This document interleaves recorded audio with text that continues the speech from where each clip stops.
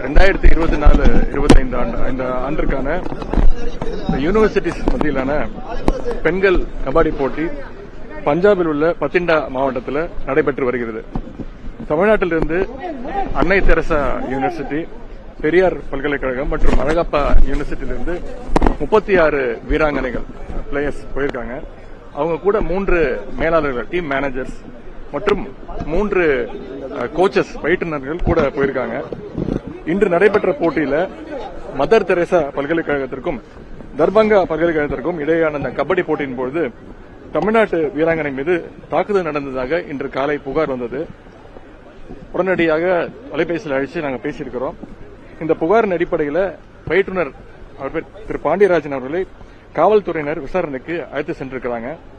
மேலும் இவ்விவகாரம் குறித்து தெரிய வந்ததோ தமிழ்நாட்டு விளையாட்டு மேம்பாட்டு ஆணையத்தின் மூலமாக உடனடியாக அங்குள்ள சம்பந்தப்பட்ட மாவட்ட ஆட்சியர் மற்றும் எஸ்பி காவல் கண்காணிப்பாளர் தொடர்பு கொண்டு அங்கு நம்முடைய மாணவர்களுடைய பாதுகாப்பை உறுதி செய்வதற்கான அனைத்து நடவடிக்கைகளையும் முதலமைச்சர் எடுக்க சொல்லியிருக்காரு.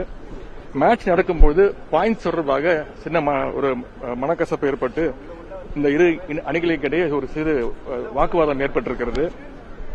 அதனால ஒரு பதட்டமான ஒரு சூழல் நிலை பெற்றிருக்கிறது. அதுதான் இன்னைக்கு சோசியல் மீடியாலையும் தொலைக்காட்சியிலும் வீடியோ வந்திருக்கு. மாவட்ட நிர்வாகத்துடன் இணைந்து உடனடியாக இதை சரி செய்திருக்கின்றோம். மேலும் இன்றே நம்முடைய வீராங்கனைகள் அனைவரையும் பதிண்டாவில் இருந்து டெல்லி அழைத்து செல்லவும் அங்க பஸ் ஏற்பாடு செய்யப்பட்டு அங்க கிளம்பிட்டாங்க. அதே மாதிரி அந்த அரசு செய்யப்பட்ட நம்முடைய அந்த பயிற்றுநர் பாண்டியராஜ் அவர்களையும் காவல்துறையினர் விடுவிச்சுட்டாங்க. இன்றைக்கு அவங்க இன்னைக்கு நள்ளிரவு டெல்லிக்கு சென்று அங்க தமிழ்நாடு ஹவுஸ்ல அவங்க தங்க வைக்கப்பட்டு அவங்களுக்கு தேவையான உணவு, தங்குகிற வசதியெல்லாம் நம்முடைய முதலமைச்சருடைய உத்தரவின் பேரில் ஏற்பாடு செய்யப்பட்டிருக்கு. கூட சென்ற பிசிக்கல் டைரக்டர் கலையரசி அவங்க கூட நான் தொலைபேசியில் பேசிட்டேன். எந்த விதமான ஒரு பதட்டமான சூழ்நிலை இல்லை, எல்லாருமே பாதுகாப்பா இருக்கிறாங்க.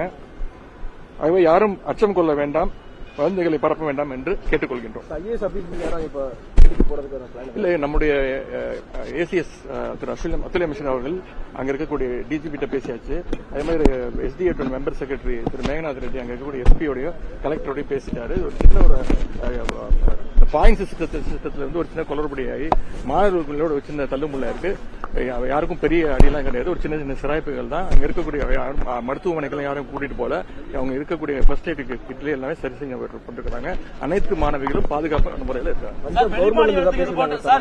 வெளிமாநிலத்துக்கு செல்லக்கூடிய மாணவர்கள் மாணவிகளோட பாதுகாப்பை உறுதி பண்ணி வருங்காலத்தில் என்ன நடவடிக்கை எடுக்கிறோம்? கூட நாங்க பிசிக்கல் டைரக்டர்ஸ் அனுப்பிச்சிருக்கிறோம், கோச்சஸ் எல்லாருமே பாதுகாப்பு தான் அனுப்பிச்சிருக்கிறோம்.